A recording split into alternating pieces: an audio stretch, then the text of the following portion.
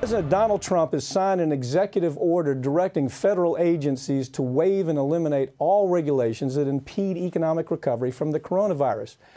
And I have Brigida Santos to talk about this story. Brigida, what can you tell me about the corporate-friendly order? This is like over the top. This is why, if we need another president, if we have to get rid of Trump, this is exactly the reason why. Lay this story out for us, okay? Absolutely. Federal agencies have now been directed to exempt people or entities from any rules that they deem unnecessary on a temporary or permanent basis if they inhibit economic recovery. Now, Mike, early on in the pandemic, you and I covered the COVID-19 related deregulations at the EPA, but now these exemptions have been rolled out across all regulatory agencies, potentially giving corporations permission to get away with things that they wouldn't have been able to get away with before. Now, of course, people want to get back to work and daily life. We're all concerned about the economy, but throwing regulations out the door absolutely puts public health and safety at risk. Well, you know, here's the point. I mean, out of all the stories that I've done this year so far, when I look at the story that says, okay, this is the story that makes it very clear that we have to get rid of Trump. This is the one. I got to tell you, this is the one. Because this affects consumers, it affects consumer health, it affects the environment. It has the U.S. Chamber of Commerce and Wall Street in charge of American politics. This is the reason we need to get rid of Trump. Unfortunately, the dysfunctional DNC hasn't even given us anybody to work with. I mean, this is a sweeping reason why we got to get rid of him, but the character we have that's supposed to get rid of him just isn't there. This is important stuff.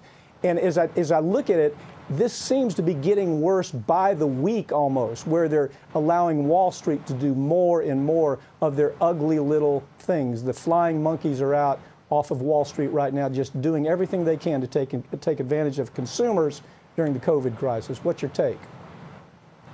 Yeah, I think that's absolutely correct. Now, the problem is we want to see evidence. You know, is there evidence that these deregulations are going to boost the economy as they're claiming? Well, when it comes to social distancing rules, you know, there have been worker reductions across federal agencies. So some of the rules actually might need to be relaxed to account for those things, like removing tariffs and supply chain barriers that prevent healthcare supplies from getting to the people who need them, and allowing doctors to temporarily use their personal phones for telehealth services.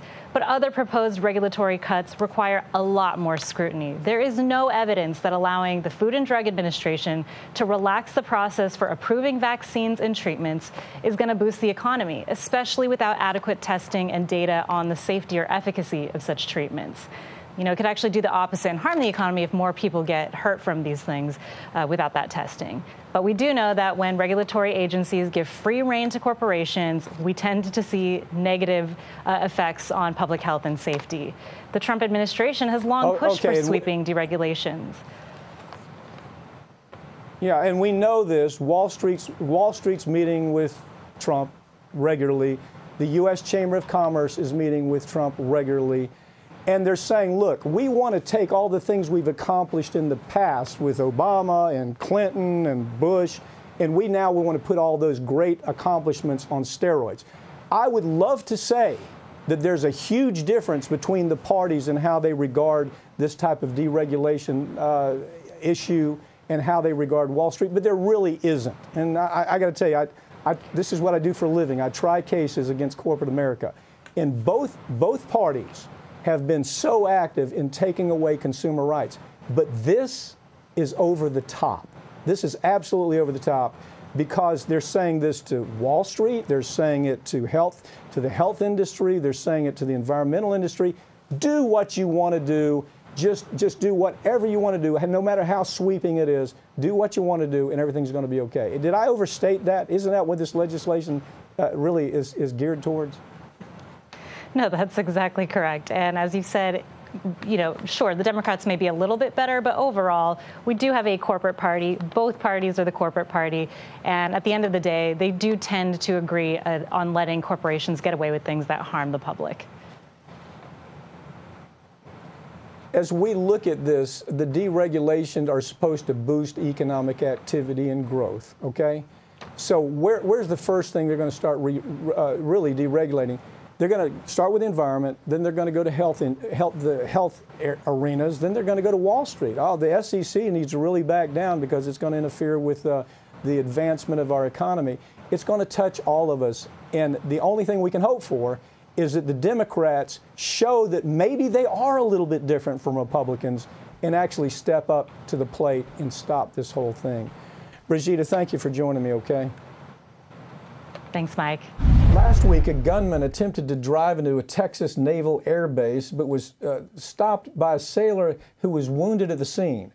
The FBI is now investigating this as an act of terrorism and has also released details about last year's Pensacola Air Base shooting. It's all been linked to terrorism. I've got legal analyst Molly Barrows with me to talk about it. This story is troubling on so many levels. Right.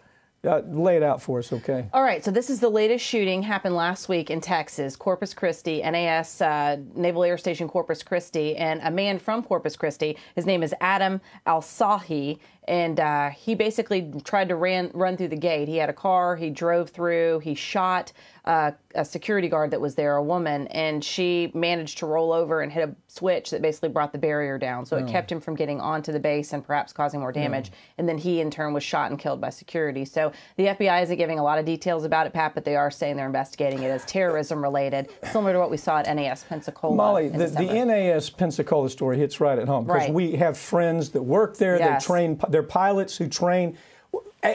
Question one: isn't it absurd that we're training pilots for the royal family of Saudi Arabia to begin with? Okay. Because that was the shooter, and that was the shooter. A member of the Royal Saudi Air Force. Exactly. Came up through the ranks, but we're doing it because McDonnell Douglas wants us to, because Boeing wants us to, because they're selling him this equipment, and then we have to train the pilots. In NAS, injured 8 people, killed 3 people. Yes. And just close to home, I've got a relative who actually trains pilots out there, so very close to home. Direct terrorism related as well. Direct to terrorism. You know, here's the other part of the story. I don't know if we haven't talked about this. Yes. Tim Cook.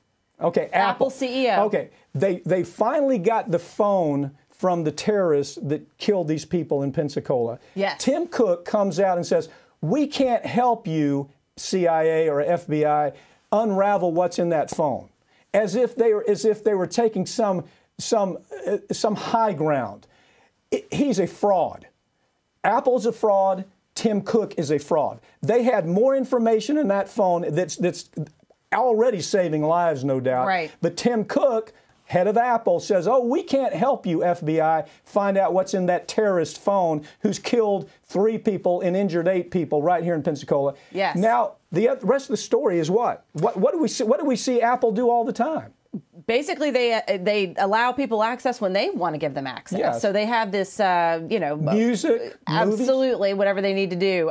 But in this particular situation, it's also bringing up the fact that our own government immigration vetting failed because Al Shamrani, the shooter at NAS Pensacola, he came over. The evidence that they gathered from the phones that they had to hack themselves because Apple wouldn't go and hack it for them. That basically they found that he had been radicalized as far back as 2015. So he was allowed to come in already having been radicalized. So in one respect, our own government vetting, immigration vetting needs to do a better job as well. But when it comes to gathering this evidence, this has been an ongoing battle with Apple for years. It comes up all the way back to 2016. Here's what's 2015. Yeah, 2015. Same thing happened in Texas. Yeah. Killings in Texas. They go to Apple. They say, "We think this phone can help us figure out who other terrorists are." Tim Cook, under the leadership of this idiot, says, "No, we can't do that." But at the same time, Tim Cook puts all of our information out there. Yes. If an advertiser wants to know what movies we buy, if the advertiser wants to know what music we listen to, what apps we use, Tim Cook makes it. He'll sell it and make it available.